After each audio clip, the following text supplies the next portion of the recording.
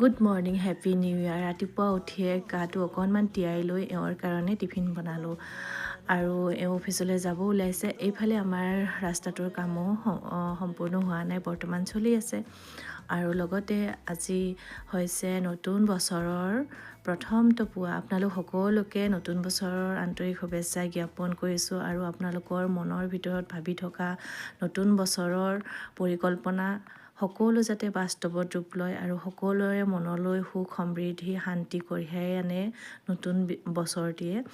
আৰু পুৰণা বছৰটিয়ে আমাক সকলোকে বহুত দুখ দিলে, গতিকে এই অভিশপ্ত বছৰটি পাৰ হৈ যোৱাৰ বাবে আমি বহুত ভাল পাইছোঁ।